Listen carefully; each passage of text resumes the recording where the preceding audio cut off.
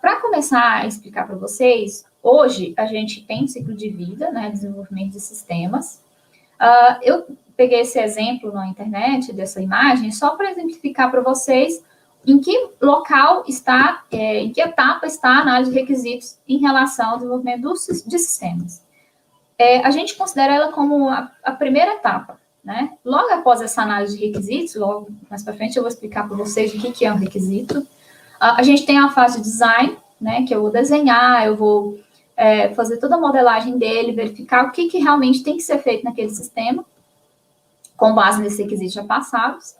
Depois disso, a gente tem implementação, ou seja, o desenvolvedor vai pegar aquilo ali, toda aquela documentação já gerada e todo o design já feito, e vai poder implementar esses códigos. Logo após, a gente vem a fase de testes. Nessa fase de testes, ela é importante porque a gente faz toda a validação do requisito que foi passado. Então, eu vou verificar se aquele requisito que está descrito ali está sendo atendido, ou seja, se o desenvolvedor fez realmente a implementação. Depois dessa fase de teste, a gente tem a fase de evolução, ou seja, eu vou dar a manutenção, vou fazer a manutenção desse sistema. Então, isso aqui é só para vocês entenderem bem em que momento está essa análise de requisitos. Tá, mas por que a análise de requisitos ela é tão importante na engenharia, né, de software? Por quê? Porque ela garante uma entrega maior de qualidade. Por quê? Porque, você imagina, você vai criar um projeto. Se você não souber o que vai ser feito, se você não tiver isso documentado, escrito em algum lugar, você vai chegar no final do projeto, vai fazer algo que, né, pode até ser que não seja o que foi pedido. Então, para a gente ter uma garantia melhor do que realmente precisa para aquele sistema, é interessante que essa análise de requisitos seja bem feita. Então, como eu falei, ela garante uma entrega da qualidade, né? Porque permite que a gente entenda melhor o que o cliente precisa e diminui um pouco esse espaço que existe entre a expectativa e a compreensão do desenvolvedor. Porque muitas vezes o desenvolvedor entende dentro daquela caixinha que ele tem ali. Então, a gente ter um profissional, um analista de requisitos que faz esse intercâmbio entre o cliente e o desenvolvedor, eu considero como muito importante. Eu trabalhei em empresa em que a gente não tem análise de requisitos e hoje eu sou profissional que faz essa atividade. Então, eu percebo a importância que tem na etapa e no resultado final desse sistema gerado. Além disso, o que ele faz? Ele possibilita um planejamento mais próximo do real. Por quê? Porque se você tem como que vai ser, quais são os requisitos que têm que ser feitos, você vai saber qual que é o custo e qual que é o prazo desse projeto muito mais real do que se você não tiver isso definido. Aí a gente tem a consideração também que é diminuição de retrabalho. Se você diminui muito essa possibilidade de gerar requisitos errados, então acaba que você diminui o retrabalho. Então, é interessante você ter na análise de requisitos isso bem feito, sabe? Documentação bem completa, bem concisa, para evitar justamente esse retrabalho. Tá, mas o que é um requisito? Hoje a gente tem um requisito como o quê? Uma funcionalidade, ou uma qualidade, ou restrição do software. Então, a gente tem dois tipos. Tem o requisito funcional e o requisito não funcional. O requisito funcional, o quê? São os recursos do sistema. São as funcionalidades disponíveis. Ela é interessante que ela seja especificada com muito detalhe, para que a gente consiga desenvolver da forma mais completa possível, né? Dentro do que se é esperado. E há um ponto importante que está até descrito para vocês aí, ele tem que ser independente de como será implementado. Por quê? Porque a gente tem que descrever o requisito conforme o cliente precisa. A gente não pode ir lá e falar, não, eu quero, tem que ser feito desse jeito. Não. Então, é interessante a gente criar os requisitos já pensando nisso. Eu tenho que criar pensando o que é para ser feito, não como deve ser feito. Como deve ser feita, vem as outras etapas, que é na parte de design, na parte de implementação. E, necessariamente, eu tenho que falar também o que o sistema não deve fazer. Por quê? Porque isso vai ajudar na hora do desenvolvedor pegar e desenvolver, criar os códigos e verificar, não, isso aqui eu não preciso fazer, então beleza. Então, tem que ficar ciente também. Vou dar um exemplo aqui. A aplicação deve gerar relatórios de estoque. Ou seja, são funcionalidades, são recursos que tem que ter no sistema. O requisito não funcional, muitas vezes ele é negligenciado, ele não é tão usado, não se tem aquela preocupação de você identificar esses requisitos não funcionais, isso eu considero como uma dificuldade mesmo da área. Por que é importante? Porque se você identifica quais são as qualidades, as restrições desse sistema, a gente vai ter uma qualidade melhor dele, do sistema que vai ser gerado. Então, a gente tem, por exemplo, a facilidade de utilização, facilidade de manutenção, segurança, desempenho, dentre outros. Ah, mas o que é um requisito não funcional? Vamos pegar aqui um exemplo. O sistema deve ser baseado em Linux. Ou, por exemplo, o sistema deve ser implementado em programação Java. Então, isso tudo é um requisito não funcional, é questão de qualidade. A gente tem aqui também processos da engenharia de requisitos. Esses processos aqui, eles são fundamentais para a gente garantir que aquele requisito seja feito da melhor forma possível. Então, a gente tem, por exemplo, a primeira etapa é o estudo da viabilidade, então vou verificar se aquele requisito ali, se aquele projeto realmente deve ser feito, né? Então, eu avalio se o sistema é útil para aquela empresa. Então, essa é uma etapa importante e ela deve ser feita antes. Se eles avaliarem, não, realmente aquele sistema é útil, então já vai para o próximo passo, que é o quê? A elicitação de requisitos. Essa atividade aqui, ela já é para verificar quais sistemas têm que ser feitos, quais sistemas, fazer esse levantamento com o cliente. Então, aqui é a visão do cliente. Já a análise de requisitos, não, eu tenho uma visão técnica, a visão do ponto de vista técnico. Então, eu vou verificar como que quais são os itens, quais são os requisitos daquele sistema que tem que ser feito, baseado como o desenvolvedor vai ler e entender. Então, é por isso que a gente tem essas duas etapas diferentes. E também nessa parte da análise, o que acontece muito é que a gente acaba detalhando melhor. E isso ajuda até para a gente entender e apresentar para os clientes o que deve ser feito. A próxima etapa é a especificação de requisitos. O que a gente vai fazer? A gente vai detalhar cada um deles. Então, essa é uma etapa importante também. Depois, a gente tem uma outra etapa, que é a validação de requisitos.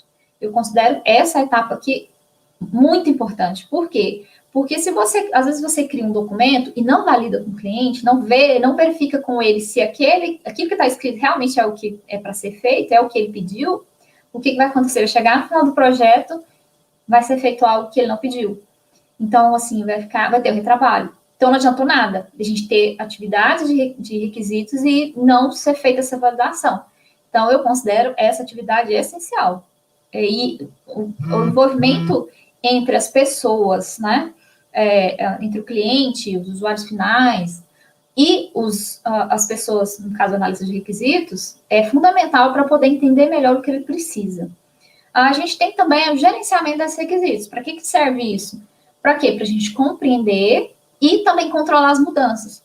Porque, vamos supor, a gente cria um projeto hoje, esse projeto é para desenvolver tal sistema. E dentro dele a gente tem um escopo fixo. Depois, mais para frente, o que vai acontecer? E essa é a tendência, é normal. Esses requisitos vão mudar, gente. O cliente muda, o negócio muda. Então, não adianta a gente achar que aquele requisito vai continuar do jeito que está. Não vai. A tendência é sempre mudar. Então, para isso que serve essa etapa de gerenciamento de requisitos, ela também é muito importante. Então, você tem que ter esses documentos, esses requisitos já documentados, descritos, bem explicados, para que depois, mais para frente, você possa fazer essa manutenção desses documentos, baseado no que foi solicitado. Nessa fase de licitação e análise, que eu já falei para vocês no slide anterior, a gente tem algumas etapas que são importantes para vocês entenderem melhor, que é o quê? A descoberta desses requisitos, que essa descoberta a gente tem toda a fase de entrevistas, que eu vou explicar mais para frente. A gente tem etnografia, que é o quê? Eu ir lá no cliente, observar como que ele está fazendo o trabalho dele, o que ele precisa para o sistema, e a gente faz todo o trabalho, identificou tudo que ele precisa, os requisitos que ele precisa, aí a gente vai para a próxima etapa, que é o quê? Classificação e organização desses requisitos. Eu vou identificar os números desses requisitos, vou organizar, vou verificar se é um requisito funcional, se é um não funcional, e assim por diante. E depois, a outra etapa, a próxima, é o quê? Priorizar e negociar. Por que priorizar? Quando a gente vai desenvolver um software, a gente precisa determinar o que deve ser feito primeiro. Então, essa priorização, ela é importante. Quando eu vou desenvolver a primeira interação, eu preciso saber, então, eu vou desenvolver tais requisitos. Na próxima interação, eu vou desenvolver outros requisitos, e assim por diante. Então, perguntar para o cliente qual que é essa prioridade é importante, tá? E também negociar. Por que existe essa negociação de requisitos? Porque pode acontecer de a gente ter clientes diferentes, usuários finais diferentes, ou gerentes, enfim, stakeholders, que são partes interessadas, que pedem coisas diferentes. Então, fazer a negociação, diminuir esse conflito entre esses requisitos e verificar, olha, realmente isso aqui você precisa, não precisa, é uma atividade importante também. E depois vem a especificação de requisitos, ou seja, vou documentar, vou escrever e depois repassar isso para os clientes. Tá, mas o que é a dificuldade que a gente tem tanto nessa licitação? Provavelmente vocês já devem ter visto em algum momento essa imagem. Ela é muito comum da gente ver em apresentações, em livros. O que ela representa? Ela mostra para a gente como cada pessoa pode ver, pode entender algo que ela leu. Então, o cliente vai te passar um requisito. Baseado nesse requisito, cada pessoa tanto da equipe ou quanto pessoas que são envolvidas também quem vai usar esse sistema pode entender de forma totalmente diferente. E dentro da equipe do desenvolvimento de software, é pior ainda, porque é quem realmente vai fazer o sistema. Se cada um entender diferente, vai chegar no final e vai ser feito algo que o cliente não pediu. Mas a gente tem algumas outras dificuldades que isso atrapalha também, né?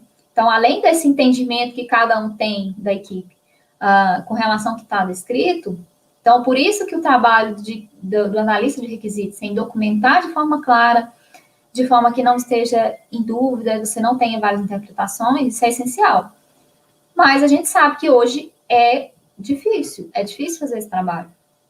A gente tem stakeholders que não sabem o que querem do software. É comum a gente ver, eles não entendem, eles nem sabem como que vai ser feito o software. Às vezes a gente entrega o software para eles e fala, nossa, eu não imaginei que seria assim. Vamos mudar? Acontece muito isso. Então, essa etapa, e eu vou até mostrar algumas técnicas que evitam um pouco dessa dificuldade do cliente, a gente precisa dessas técnicas para poder mostrar para ele, olha, é isso aqui mesmo que você quer que seja feito?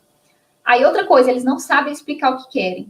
Então, às vezes, eles não sabem o que querem com o recurso e também não sabem explicar. Porque muitas vezes até o processo do trabalho dele não está bem profundo. Às vezes, ele não tem esse processo desenhado, faz assim, de qualquer jeito. Então, isso aí está bem definido, é importante também. Eles podem fazer exigências inviáveis, em termos de sistema, ou às vezes por questão de custo. Às vezes tem como fazer, mas o custo é tão grande em vista do custo, o custo-benefício, né? Então, às vezes não cabe entrar e falar assim, não, vamos fazer esse requisito. Eles usam sua própria linguagem. O que quer dizer isso? É porque a gente tem, dentro do trabalho de cada stakeholder dele, eles têm uma linguagem própria do trabalho. Então, isso faz com que o analista de tecnologia tenha uma dificuldade em entender como que é feito esse trabalho dele e transformar isso em requisito. A gente também tem outra dificuldade, que é requisitos conflitantes. Por quê? Porque a gente tem pessoas, quando a gente vai fazer, por exemplo, entrevistas, e a gente chama pessoas diferentes, de perfis diferentes, que vão usar esses sistemas, cada um acaba tendo hierarquia dentro da empresa. Pode acontecer dele pedir algo que entra em conflito com o que o pediu. Então, o analista, ele tem que fazer essa negociação e falar assim, não, é isso que realmente vocês precisam? Como que deve ser feito? Deve ser feito isso aqui ou deve ser feito o outro requisito? Então, eles têm que entrar em acordo para poder realmente ser feito algo que vai trazer benefício para todas as partes. A gente tem fatores organizacionais, mudanças na empresa, ou legislação, algo que pode influenciar também nessa licitação e pode dificultar um pouco. E outra coisa que eu até falei para vocês, requisitos mudam muito durante a engenharia de requisitos. Então, não se preocupe, vai mudar? Sim, não tem jeito. A gente tem, dentro dessa etapa, que eu até falei para vocês aqui, da descoberta de requisitos, como que é feita essa descoberta desses requisitos? Primeiro, a gente tem que identificar quais são essas fontes. Quais são os tipos de fontes disponíveis que normalmente que a gente tem? É o quê? Documentações, essas documentações podem ser planilhas, documentações no Word, PDFs, que o cliente vai te passar para o analista de requisitos, vai passar para ele poder entender melhor como que é o trabalho dele, e muitas vezes até usar e desenvolver recursos dessas documentações. Às vezes a gente gera relatório baseado nessas documentações. Então, além dessas documentações, a gente tem também o que é as fontes? Os próprios stakeholders. Eles que vão dizer para a gente o que eles precisam do sistema. Então, a gente tem usuários finais, a gente tem gerentes, stakeholders externos. O que é o stakeholder? Stakeholder é a parte interessada. Então, a parte interessada nesse projeto. Especificações de sistemas similares. A gente pode ter também, às vezes, sistemas de concorrentes. Ou também algum sistema já existente na empresa, que eles querem que desenvolva de forma melhor. Vamos supor que a gente tem um sistema lá desktop, e eles querem que desenvolva web. Então, o que acontece? A gente pegar esse sistema desktop que já existe hoje, utilizar esses recursos já existentes e ver, qual recurso você ainda quer. Fazer esse trabalho aí é importante também. Então, geralmente, como que eu faço o meu trabalho hoje na análise de requisitos? Primeiro, eu pego a documentação antes de entrar em contato com os clientes. Pego toda a documentação, avalio, analiso, crio alguns questionários com as dúvidas que eu vou tendo. Depois, eu venho para a fase, aí vou especifico, olho esses sistemas similares também. Se tiver alguns questionamentos, eu adiciono esse questionário. E, no fim, eu entro em contato com esses stakeholders para poder saber o que eles realmente precisam. Então, é importante a gente ter todas essas partes que vão usar o sistema nessas reuniões. Além de gerente também, porque às vezes ele vai olhar um relatório, enfim, ele saber como que esse sistema foi desenvolvido também é importante. Quais técnicas que a gente usa para extrair esses requisitos? Então, como que a gente faz isso? Primeiro, a gente tem entrevistas, então elas podem ser abertas ou fechadas. Abertas é quando a gente não tem pergunta predefinida, e elas vão surgindo ao longo dessa reunião. E tem as fechadas, que eu já tenho questionários prontos e as pessoas vão me responder conforme eu perguntar. Eu costumo fazer a mistura dos dois. Por quê?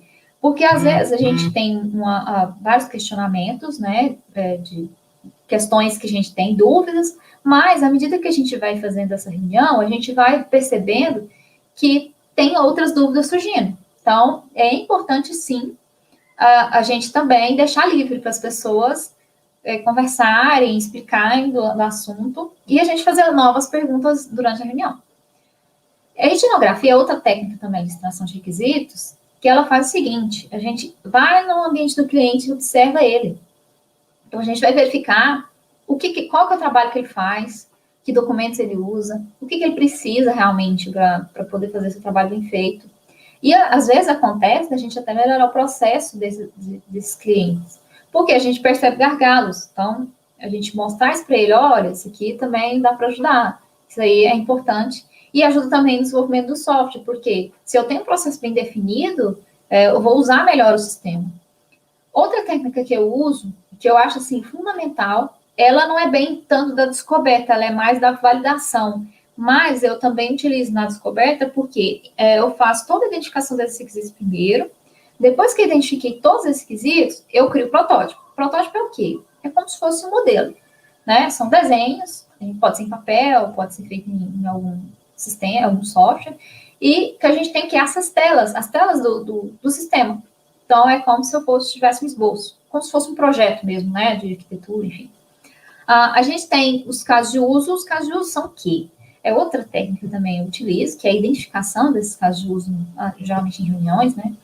Que eu identifico as interações individuais entre o sistema e seus usuários, ou entre outros sistemas. Vamos pegar, por exemplo, aí, manter cliente. Manter aqui, considere que é o cadastro, edição, exclusão e consulta. Isso é um caso de uso. Por quê? A gente tem ações que são feitas no sistema, em que atores vão exercer suas ações. Então, a gente geralmente cria um diagrama de casos de uso, que contém todos esses casos de uso desse sistema, e lá eu vou identificar quais são esses atores e quais as interações que ele vai exercer. Quais são os artefatos que eu consigo gerar durante a fase de descoberta dos requisitos e também da validação, enfim. Todo esse período eu consigo identificar os seguintes artefatos. O primeiro é o documento de requisitos, também chamado em alguns livros de especificação de requisitos de software. Para que serve esse documento? É um documento que eu gero para o cliente assinar o contrato. Então, o que vai ser feito no projeto? esse documento que vai ter essa numeração desses requisitos. A gente tem também os casos de uso, os detalhamentos dos requisitos. Então, esses casos de uso aqui, eles são documentos também descritos, né, que vem todos os fluxos e atores que estão envolvidos, enfim. Depois eu vou mostrar um exemplo, vocês vão entender melhor. A gente tem o detalhamento desses requisitos, que é outro artefato que é importante também. E tem os protótipos. Os protótipos, a gente tem as telas que vão ser desenvolvidas. Essas telas, elas são extremamente importantes para a validação, assim como eu mostrei para vocês. Quais são os artefatos gerados na engenharia de requisitos? Então, eu vou mostrar para vocês alguns deles. O primeiro, o que é o contexto desses exemplos? Eu peguei um exemplo do próprio cliente. Esse exemplo dos artefatos, eu tenho um stakeholder, né, usuário final, que vai pedir um sistema de CRM de vendas, que inicialmente será feito somente o cadastro de cliente, de usuário e autenticação do usuário. Hoje, o trabalho que eu faço, a gente não desenvolve esse CRM de vendas. Tanto que a gente tem um sistema já pronto, hoje lá na empresa, né? A gente tem utiliza um sistema já desenvolvido, que tem vários recursos, mas aqui é só para exemplificar mesmo para vocês, tá? E isso é importante para vocês entenderem bem como que eu cheguei nesse assunto do CRM de vendas. Então, aqui, só para ficar mais simples, mais enxuto, esses documentos, eu especifiquei somente 3 requisitos. O primeiro é o cadastro de clientes. O segundo, o cadastro de usuários. E o terceiro, a autenticação do usuário. Era para eu ter colocado somente um. Mas, como em qualquer sistema, a gente tem autenticação, eu senti a necessidade de colocar mais esses 2. Então, considere isso aqui, ó, toda a tarefa já feita de entrevista, enfim, entrar em contato com o cliente, verificar as documentações que ele te passar, considere como se fosse isso aqui, já tem isso aqui já descrito. Essa, para você ter isso descrito, é a parte mais difícil, eu considero a parte mais difícil. Você ir lá documentar não é tanto assim, não. É claro que eu posso gerar documentos que não estão claros, ambíguos, enfim, mas essa fase aqui de passar do cliente para o documento, eu considero a parte mais difícil. Então, no cadastro do cliente, o que eu tenho que ter? Quais campos? Eu tenho que ter o CPF, o nome e o telefone. São campos obrigatórios e eles devem permitir cadastrar, editar, excluir e consultar clientes, tá? O cadastro de usuários, ele é necessário porque, para autenticar, eu preciso cadastrar esse usuário. Então, geralmente, a gente tem, vamos considerar aqui que é uma empresa pequena, em que você tem alguns usuários que vão utilizar, então, nesse caso, um administrador, enfim. Nesse momento aqui, eu não coloquei nada disso. Eu coloquei só um usuário que tem acesso a tudo. Mas aí ele vai ter acesso a cadastrar novos usuários. Ele vai informar os campos de login, que é o CPF, o nome e a senha. Ele deve permitir também que o usuário autentique nesse sistema. Porque é segurança, né, gente? Segurança de acesso. Eu preciso, para poder acessar um sistema, que eu logue nesse sistema. Senão, qualquer pessoa vai poder acessar e pegar dados de clientes. Isso não é legal, né? Então, a gente vai ter que informar o login e senha. Aí, nessa etapa, o cliente também me passou algumas informações, outras eu verifiquei que a própria equipe que vai desenvolver, que determinou, que é no caso, se vocês forem identificar, o último item aí do slide, esse sistema deve ser online e deve ser feito na linguagem de programação Java e com banco de dados MySQL. Isso aqui são restrições técnicas, tá? Pode ser que a própria equipe de desenvolvimento que determinou essa restrição. Mas hoje, o que acontece? Hoje a gente tem essa linguagem de programação Java, ela é muito utilizada, então isso vai ajudar também na manutenção, porque a gente vai encontrar mais profissionais desenvolvedores que vão conseguir dar manutenção nesse sistema. E o sistema ser online também é um item, assim, hoje em dia, a maioria dos sistemas são online mesmo. Por quê? Porque a gente pode acessar remotamente, enfim, várias pessoas acessando ao mesmo tempo, e a gente tem os dados todos centralizados. Outro documento, o primeiro documento que eu vou mostrar para vocês é o documento de requisitos, ou especificação de requisitos de software. Tá, mas como que eu crio ele? O que é primeiro? Vamos lá. O que é esse documento? É um documento que vai conter todos os requisitos funcionais e não funcionais. Então, como eu disse para vocês, os funcionais são as funcionalidades desse sistema, e os não funcionais são restrições, são qualidades que eu vou determinar para esse sistema. Então, isso tudo tem que estar documentado nesse documento aí, de requisitos. Ele tem que ser claro, consistente e completo. Por quê, gente? Se você cria um documento e esse documento fica ambíguo, eu posso ler ele hoje e entender uma coisa. Chegar lá na frente, o cliente vai ler, não, eu entendi outra coisa. Então, assim, a gente ter isso muito claro e a gente tem uma pessoa até que revise, que valide, além do cliente, né? É claro, mas se a gente ter uma outra pessoa que faça essa revisão desse documento, é importante, porque realmente pode acontecer de ficar ambíguo. Para que serve esse documento? Esse documento ele é usado como referência para desenvolvedores, gerentes de projeto, engenheiros de software, então, responsáveis pelos testes, manutenção do sistema, e também pelo próprio analista de requisitos, não está incluso aí, mas é um documento que ele usa sempre para poder documentar os requisitos, casos de uso, enfim, todos os documentos que vão ser gerados depois desse documento, eles são, é importante a gente olhar esse documento aqui de requisitos. Ele é usado no contrato do cliente, então o cliente vai assinar esse contrato baseado nesse documento. Então, o que tiver descrito nesse escopo aí, é o que vai ser feito. Vamos supor, chegou lá no meio do projeto, não, mas eu queria que fosse feito outra coisa. Aí a gente vai chegar para o cliente e falar assim, olha, então a gente vai ter que ter um processo de solicitação de mudança, então vai ter que revisar todo esse documento, e tem um custo maior, enfim, então o cliente tem que estar ciente disso aí. Por isso, a gente precisa desse documento. Então, se você tem esse documento de requisito criado, é muito melhor para o seu projeto. E também para o cliente, porque ele entende e sabe o que vai ser feito. E o último item que é importante vocês saberem, envolver o usuário no processo é fundamental para o sucesso do produto do processo. Porque, gente, se você não chegar e mostrar para o cliente, às vezes você só faz a licitação dos requisitos, ou seja, você só pega essas informações dele, documento, acabou, não verifica com ele se está correto, vai acontecer o quê? Lá no final do projeto, não era isso que eu queria, não. Então, assim, envolver o cliente o mais possível, sempre. E também perfis de pessoas diferentes, tá? Você ter tipos de usuários diferentes no sistema é importante também para o seu documento. Aqui eu coloquei alguns itens para vocês, que eu vou mostrar nos próximos slides, que eu coloquei templates e exemplos, tá? Para cada um dos documentos. Eu vou mostrar o documento de requisitos, vou mostrar o requisito detalhado, e o caso de uso e os protótipos. No documento de requisitos, a gente tem o primeiro item, que é a introdução, que aí eu descrevo o objetivo do documento e o público-alvo dele.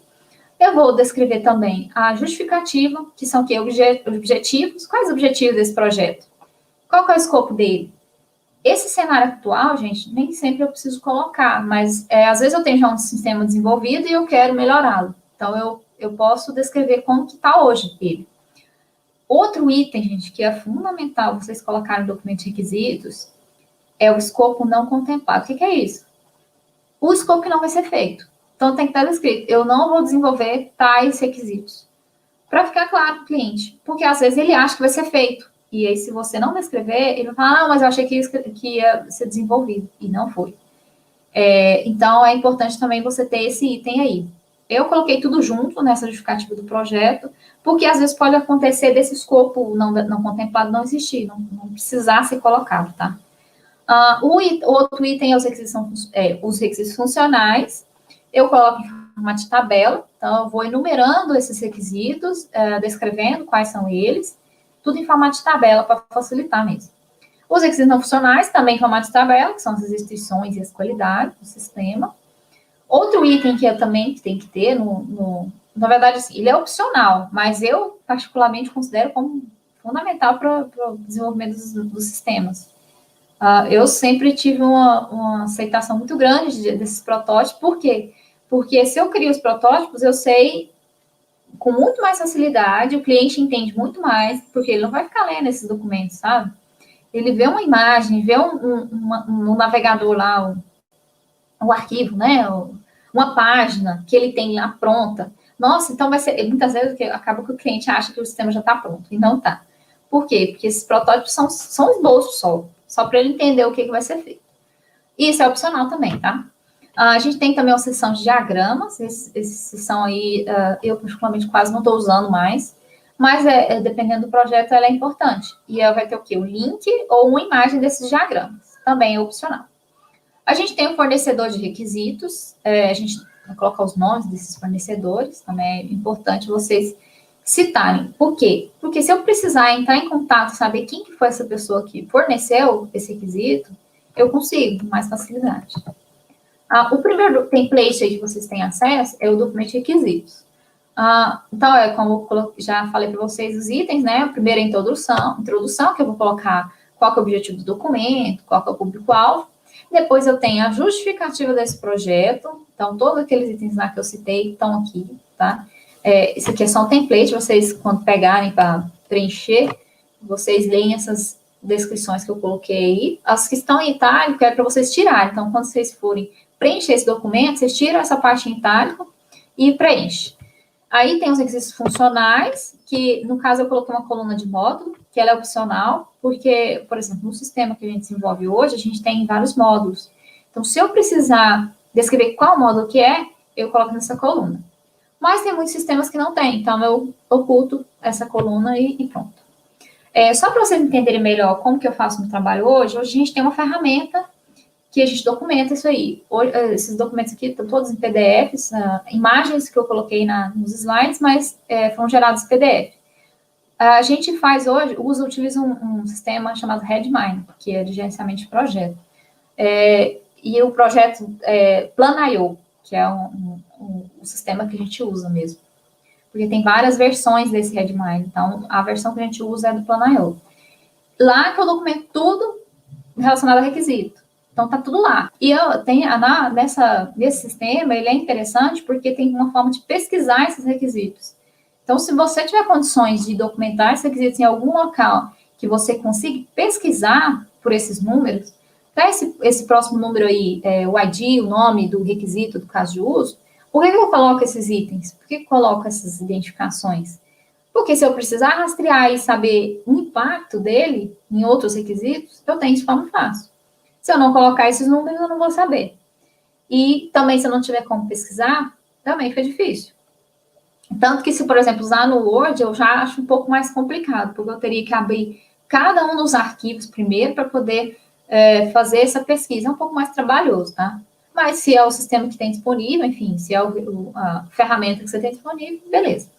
Então, a gente tem essa coluna de módulo, depois tem a coluna de requisito, depois a de descrição, que eu vou realmente descrever com mais detalhe o que é. Só para vocês entenderem esse requisito aí, ó, o número, como que eu coloco essa identificação do requisito e o caso de uso? Geralmente eu coloco assim, o requisito e o caso de uso eu coloco o mesmo nome, tá? E o número eu coloco da seguinte forma, RF, que é de requisito funcional, tá? Eu coloco uma letra depois dele, então essa letra pode variar, pode ser, por exemplo, sei lá, a sigla do sistema, no caso dos exemplos que eu coloquei, vai ser C, tá? De CRM, de vendas. Então, RFC, aí depois vem 3 números. Por que 3 números? Porque pode ser que tenha inúmeros requisitos mais para frente, então a gente tem a possibilidade de ir sequenciando eles é melhor. Então tá, dessa forma eu identifiquei quais são esses meus requisitos. O último coluna aí, só para vocês entenderem, é o tipo. Para que é isso? Eu uso da seguinte forma. Eu coloco novo ou manutenção. O novo é quando é um requisito novo, que vai ser feito tudo do zero, a documentação é do zero, vai ter que ser desenvolvido do zero. A manutenção é quando eu já tenho algo desenvolvido, alguma documentação já feita e eu só preciso alterá-la. Então, é só mais uma facilidade para a gente do análise de requisitos mesmo. Aí depois vem outra seção, requisitos não funcionais, também em formato de tabela. Aqui muda um aspecto, porque pode ser que tenha um sistema que não tenha requisito não funcional. É um pouco difícil, porque, no mínimo, você vai falar qual que é a linguagem de programação que deve ser feito. Mas, considere que você ocultou essa informação, que a maioria das vezes é feito, e que eu não acho interessante de se fazer. Mas aí a gente tem também o ID, o nome do requisito. Nesse caso aí dos requisitos não funcionais, eu coloco ele de 2 formas. Uma é o requisito geral, então eu coloco aquele atributo de qualidade. O G é uma letra, também, no caso é geral, tá? Então, atributo de qualidade geral e vem um número. Nesse caso aqui é o 5. E eu posso também especificar um requisito não funcional para um determinado requisito. Então, eu poderia ser, por exemplo, AQS, esse S aqui é de outro sistema. Esse número aí, 049, é porque eu tenho um requisito não funcional específico de um requisito funcional. Por exemplo, eu posso ter lá no cadastro cliente e dizer que, sei lá, o cadastro tem que ser salvo de forma muito rápida, em 2 segundos. Esse é um requisito não funcional. Então, eu poderia enumerar e colocar dessa forma, seguindo esse exemplo. A gente tem a descrição, também eu vou descrever quais são os requisitos não funcionais. Essa categoria aqui, ó, ISO 9126, a gente tem uma norma, essa norma 9126, ela é da família de 9000, né, das normas 9000, ela é uma norma que é usada para a qualidade de produto de software, tá? Ela avalia a qualidade externa e interna do sistema. Mais para frente eu vou mostrar esse quadro com todas essas categorias, as características, na verdade, a gente chama de características.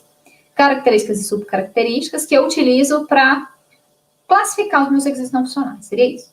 E eu vou dizer também se ele é obrigatório ou não. A gente tem uma outra seção que é de protótipos. Essa é a seção que eu considero importante, que eu posso colocar o link. São vários documentos, várias telas, eu posso colocar o link aqui. A gente tem a seção de diagramas também. Se eu quiser criar um diagrama, um ML, não sei se vocês já ouviram falar de ML, o ML é a linguagem de modelagem unificada. Ela serve para eu poder desenhar melhor alguns conceitos que estão relacionados a esse sistema. Então, eu vou e crio esses diagramas. São inúmeros diagramas que eu posso gerar, tá?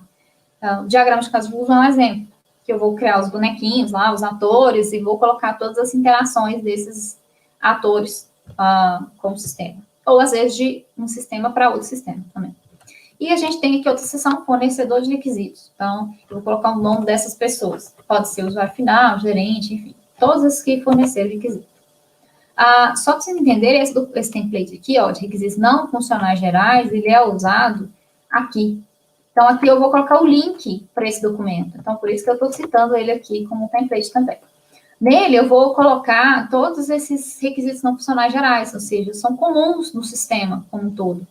Então, eu posso ter um documento separado, onde eu tenho isso descrito, e eu só faço a chamada para esse número aqui e coloco o link. Eu costumo criar dessa forma. Porque se eu precisar saber quais são todos os requisitos não funcionais do sistema, eu consigo tranquilamente. Aqui, só para vocês entenderem melhor e como que eu vou preencher aquela tabela lá de requisitos não funcionais, essa é da norma, da 9126, da ISO 9126. Aqui a gente tem as características e subcaracterísticas, que eu avalio a qualidade do produto de software, qualidade externa e interna. Nesse caso aqui, a gente tem as principais características, que são funcionalidade, confiabilidade, usabilidade, eficiência, mantenabilidade e portabilidade. Eu não vou explicar todas essas subcaracterísticas aqui, porque são inúmeras, mas vou citar um exemplo. Segurança de acesso, que é o da funcionalidade. Quando eu preciso logar no sistema, por que eu preciso logar? Questão de segurança. Então, isso é uma qualidade do meu sistema. Então, eu posso ir lá e classificar. Então, o sistema deve permitir que o usuário autentique, né, no sistema. Então, esse é um item de funcionalidade de segurança de acesso. Eu posso caracterizar assim.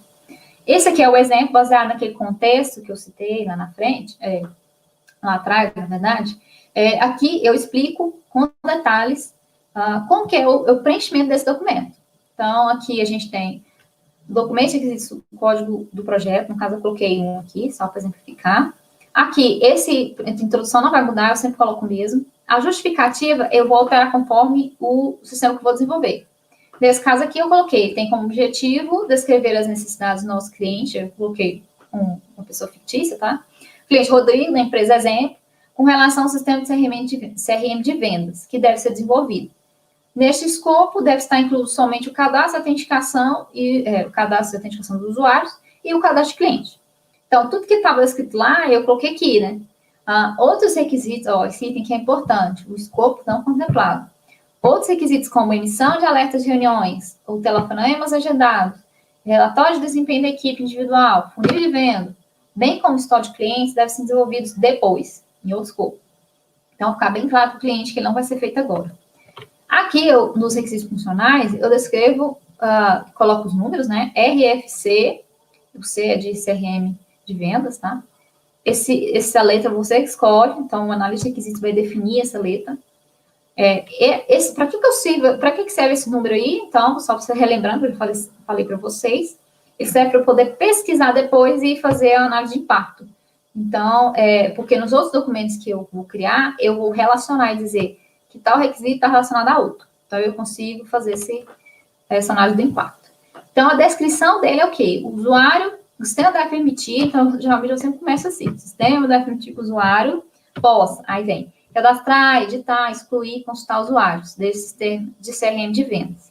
Esse cadastro deve permitir informar os campos de CPF, nome e senha, são campos obrigatórios, e o nome deve ter no máximo 200 caracteres. A senha, no máximo 100 caracteres. E o campo de CPF deve possuir máscara. Depois disso, a gente tem o próximo requisito, autenticação do sistema. Aí você vai perguntar, mas por que a autenticação do sistema, se você falou que é um requisito não funcional? Porque o que acontece? Ele é um requisito não funcional, mas também é um funcional. Por quê? Porque o não funcional, eu vou falar que é a qualidade, essa questão da segurança, né, de acesso. Mas, para eu poder acessar o sistema, eu preciso logar, eu preciso informar dados. Então, tudo isso também é uma funcionalidade. Então, geralmente, eu coloco os dois. Eu digo que é o requisito não funcional e funcional. Aqui, a gente tem que o usuário possa realizar autenticação no sistema, informando login e senha. Esses são campos obrigatórios, o campo de CPF deve ter máscara, e após eu logar, eu devo ter acesso ao cadastro do cliente, que é o que vai ser feito por agora, né?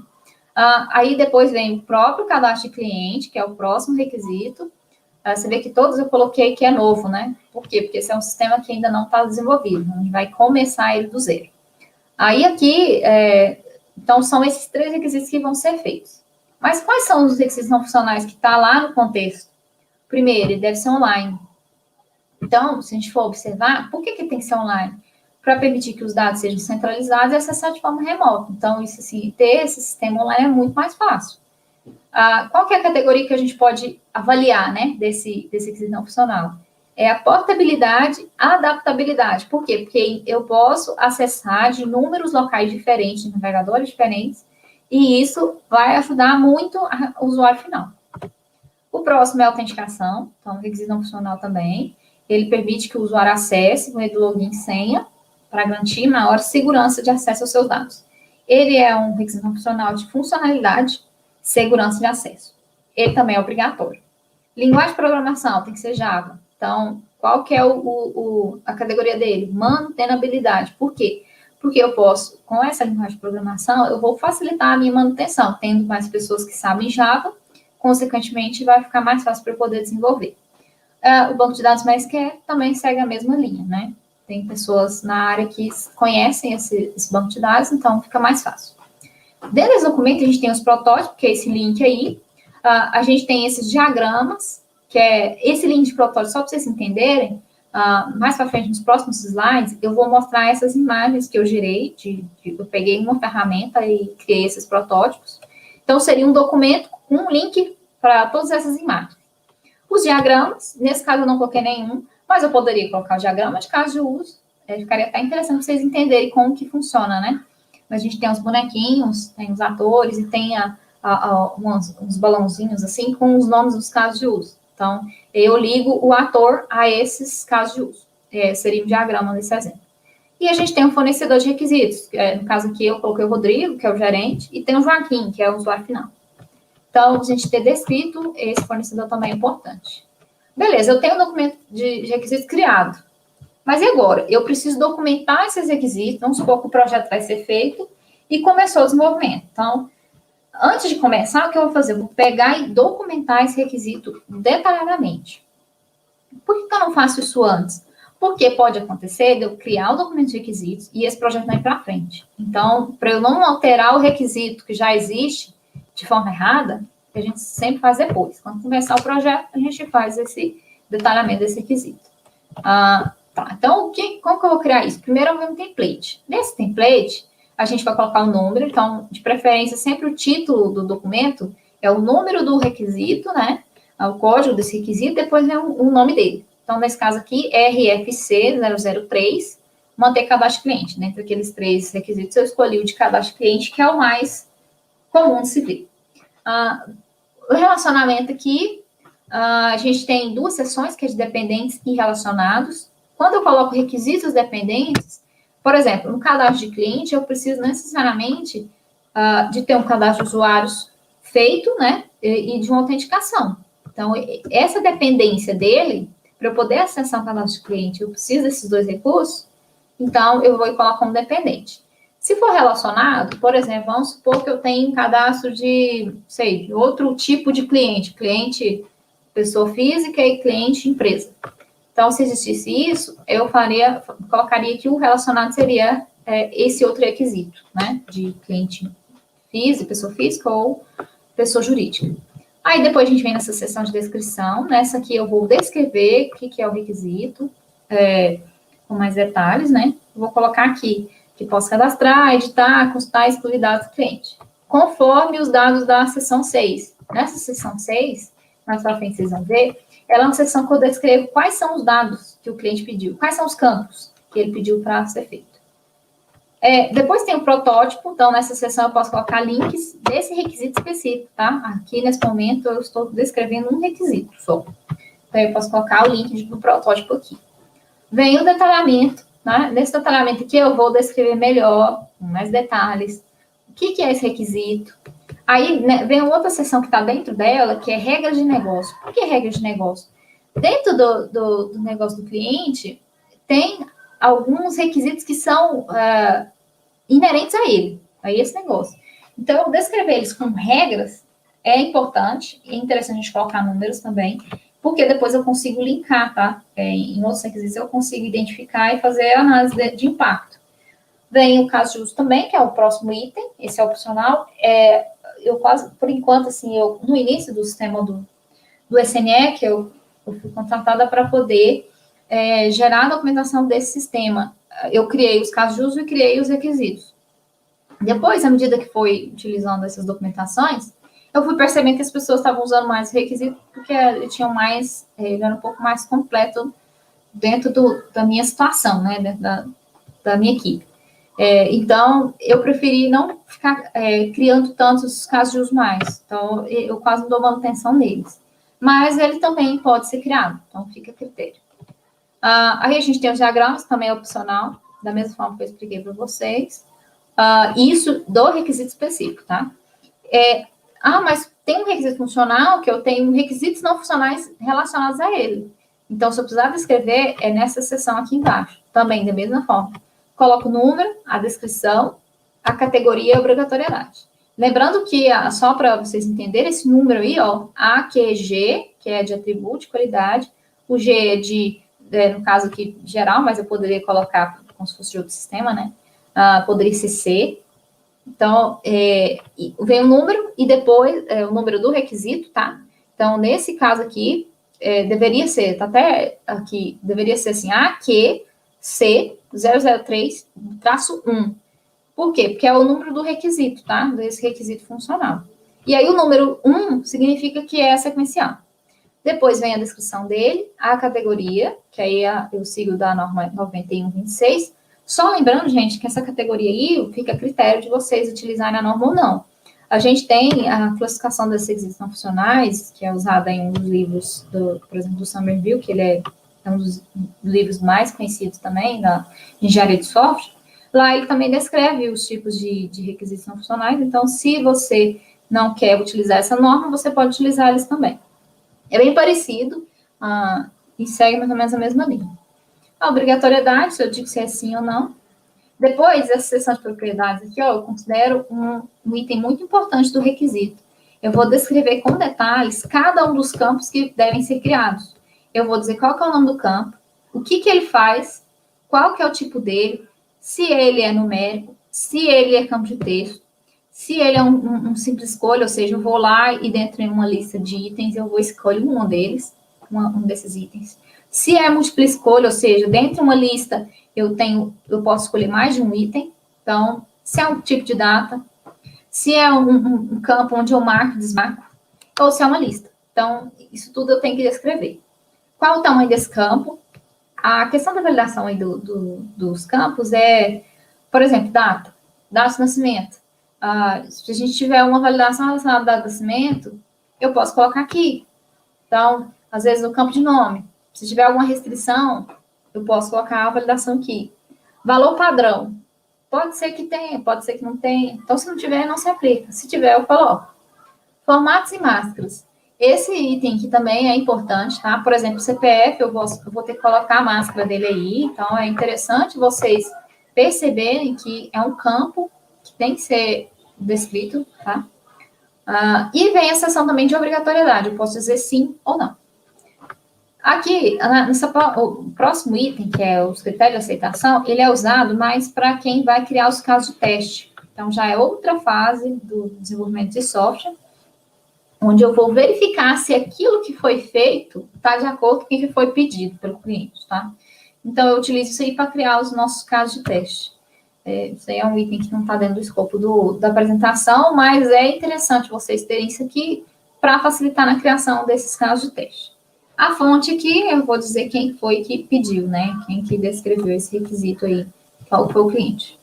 Aí o exemplo, seguindo aquela linha lá, a gente tem os dependentes, que é o cadastro de usuário e autenticação. Aqui é a descrição, né, desse requisito, que é o que cadastrar, editar, consultar, excluir, do sistema de CRM de vendas. Aí tem o link do protótipo, que aí, no caso, eu poderia colocar como esse documento de requisitos, né, eu teria o link dele lá, e posso só adicionar aqui um link chamando ele. Tem o detalhamento, nesse detalhamento tem o usuário também vai cadastrar, editar, consultar, excluir, e aqui eu só coloquei algumas informando que ele tem que olhar a seção 6 e tem que seguir as regras de negócio também descritas. Então, a regra de negócio aqui eu coloquei só uma, mas geralmente nos meus requisitos tem inúmeras regras, tá? O sistema não deve permitir cadastrar cliente com CPF já cadastrado, ou seja, não deve permitir duplicações de clientes. Aí vem o link do caso de uso, então, esse caso aqui poderia ter, porque a gente vai, o próximo documento que eu vou citar é o caso de uso. Aí a gente tem diagramas, nesse caso não coloquei nenhum. Os requisitos não funcionais, nesse caso eu citei 4, que são requisitos gerais, tá? O sistema online, autenticação de usuários, linguagem de programação e banco de dados. Então, são gerais. Vem a seção de propriedade, daqui eu cito que tem o CPF, eu coloco a descrição dele, qual que é o tipo? É um tipo numérico, qual que é o tamanho? 11 dígitos. Validação, ele é um campo obrigatório? Sim, então eu tenho que colocar uma mensagem para esse campo obrigatório. Então, aqui eu vou descrever melhor isso. Não, ele tem que impedir do cara digitar mais do que o limite do campo permite. Então, isso aí também é uma coisa que tem que testar depois. Validar o CPF informado. Então, se ele digitar um CPF que não existe, ele tem que mostrar uma mensagem. Não permitir informar um CPF de um cliente já existente, que está relacionado àquela regra lá de cima. Então, é a mensagem que ele tem que mostrar. Não permitir digitar o CPF após salvo o cadastro. Também é outro item. O nome civil. Então, a gente tem aqui o nome civil do cliente, ou seja, o nome de identificação dele. Também é um campo alfanumérico, no máximo 100 caracteres. E assim segue na mesma linha. O telefone celular também vai ter as suas restrições, tudo descrito. São campos, eu digo se é um campo obrigatório ou não. Esse campo obrigatório ou não é no preenchimento, tá? Então, se a pessoa digitar aquele campo, o sistema deixa salvar, isso for obrigatório. Se for não obrigatório, ela pode não preencher e salvar a si mesmo. Os critérios de aceitação desse requisito funcional, né? Então, só um exemplo. E vamos seguir para o próximo documento. Caso de uso detalhado. Esse caso de uso aqui, como que eu crio ele? O template dele hoje, ele é bem simples, não tem muito segredo. Eu vou ter o relacionamento, que eu vou relacionar com o meu requisito. Depois eu tenho a descrição desse caso de uso, que aí segue mais ou menos a linha do requisito lá. Eu vou dizer quais são os atores dele. Nesse caso aqui, pode ser um usuário comum, um usuário administrador.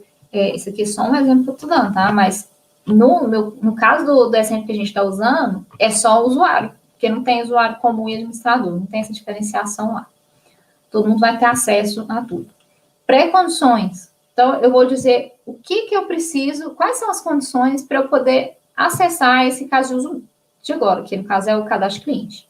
Ele tem que estar cadastrado como usuário, tem que estar vinculado a uma permissão, né, de acesso e tem que estar logado no sistema. A gente tem os fluxos de eventos aqui, tem o fluxo principal, que é a primeira ação que o usuário vai fazer. Por exemplo, ele vai lá pesquisar o cliente, então é a primeira ação. Então, aqui eu descrevo esse fluxo principal. Qual que é o fluxo alternativo? Ele pode, ao invés de pesquisar, ele pode cadastrar cliente. Então, eu posso colocar como um fluxo alternativo. Mas ele pode editar, então é outro fluxo alternativo. ele pode excluir, então é outro fluxo, e assim segue. O que é o fluxo de sessão? O fluxo de sessão é usado para quando eu preciso colocar mensagens de erro, né? Geralmente é isso. Ou fluxos que não estão conforme o esperado. Então, eu posso colocar tudo aí. Pós-condição, ele é usado, por exemplo, eu terminei o cadastro de cliente, esse cadastro vai ser usado para outra coisa. Então, isso aí é uma pós-condição. Muitas vezes pode ser que tenha, pode ser que não tenha esse preenchimento dele. O exemplo do caso de uso. Então, é o RFG003, manter cadastro de cliente. Né? A gente tem aí que ele pode permitir cadastrar, editar, consultar e excluir seus dados como cliente. Qual que é o ator? O usuário só. Então, eu estou considerando que o usuário tem acesso a tudo, tá? Mas pode ser que ele tenha acesso em outros sistemas, eu posso ter inúmeros atores diferentes. Pré-condições, ele tem que estar cadastrado como usuário e tem que estar logado. Aí, o que é o fluxo principal? O ator seleciona a opção cliente no menu do sistema. Então, é como se você realmente fosse passo a passo lá no sistema e ver como que é. Então, o sistema apresenta a tela de consulta, o ator preenche os fields desejados e clica em pesquisar, ele apresenta o resultado da pesquisa e o fluxo principal é encerrado. Só para vocês entenderem, essa sigla aqui, FA1, FE1 e assim por diante, o que ela representa?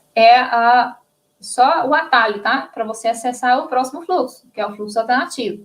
Vamos supor que, igual nesse item 3, o cara preencheu os fios. Ele não quis preencher, ele já quis clicar no cadastro. Então, é um fluxo alternativo. E no outro item, no item 4, a gente tem vários fluxos alternativos e também tem um fluxo de exceção. Então, quando eu preciso dizer, a partir desse item aqui eu tenho um fluxo alternativo, eu só cito o número, que aí no caso é esse FA1 aqui, cadastrar cliente. FA2, FA3, FE1 e assim por diante. Então, aqui a gente tem a descrição de cada um dos fluxos alternativos, todas as funcionalidades e depois as de exceção também. Ó. Pesquisa não retorna de um registro, erro ao consultar, erro ao incluir, tem que mostrar uma mensagem para o cara entender, né? Para o usuário entender. A obrigatoriedade do campo, então, se o cara não digitou tudo que ele tinha que digitar, ele tem que mostrar uma mensagem. E a pós-condição aqui que não tem. Então, só tendo cadastro lá, pronto. O próximo item que eu vou mostrar para vocês, que é o último dentro desses artefatos, é a prototipação. Isso aqui, como eu falei, é um item muito importante. Para que serve essa prototipação? O que é, na verdade? São modelos que mostram o que é o software. Então, isso ajuda no cliente para ele determinar e verificar se aqueles requisitos que ele passou estão completos, tá? Geralmente, o que acontece é na hora que a gente desenha, a gente vê que está incompleto o documento. Então, essa prototipação eu considero como muito importante. A gente tem protótipos executáveis no papel ou no software, e aí, como eu falei, ele ajuda a validar os requisitos com o cliente. Mas a gente tem inúmeros jeitos de se fazer essa prototipação aqui, eu só estou dando alguns exemplos, tá? Os que eu uso mais. A gente tem no papel, eu posso pegar um papel A4 e fazer os desenhos das telas, às vezes acontece de fazer assim, pelo menos um esboço, assim, rápido, eu costumo fazer. Algumas ferramentas que a gente tem disponível hoje, que eu já tive acesso, já utilizei, e eu acho super interessante, são essas três. Balsam, que o Pencil e o Ashur. Cada uma tem a sua particularidade, tem sua característica. Por exemplo, a Balsam, que ela é mais parecida com um rascunho mesmo, né? Ele não parece muito com uma tela em cima, parece que eu estou desenhando. E aí ele tem essas imagens, ele é gerado, tá, em PDF ou PNG. Então, eu consigo gerar esses documentos dessa forma. O Pencil, que é outra ferramenta, que não está a imagem dela aqui, mas eu utilizei a Pencil, tá, para mostrar esse exemplo para vocês vão entender os próximos slides. Ela é uma ferramenta intermediária, onde eu também tenho um layout parecido com um rascunho de papel, mas que eu consigo exportar isso em páginas no navegador. Então, a pessoa consegue acessar como se ele estivesse acessando o sistema mesmo. O Ashur já é outra ferramenta que eu usei bastante. É uma ferramenta um pouco mais complexa, mas ela tem inúmeras formas de você colocar interações dentro dela. Eu consigo adicionar link, eu consigo adicionar inúmeros itens que fazem com que o meu sistema... É como se eu estivesse desenvolvendo um sistema. Às vezes o cliente pode olhar e falar, nossa, já está pronto. Só que não está, né? Por trás ainda tem que ser desenvolvido. E depois a gente tem um outro item que é inspecionando elementos em página HTML. Isso aqui, gente, é uma particularidade minha, tá? Então, é um item que o pessoal lá da empresa onde eu trabalho deve estar observando e falando, né? Que eu utilizo o Paint e utilizo também a inspeção de elemento. O que eu costumo fazer?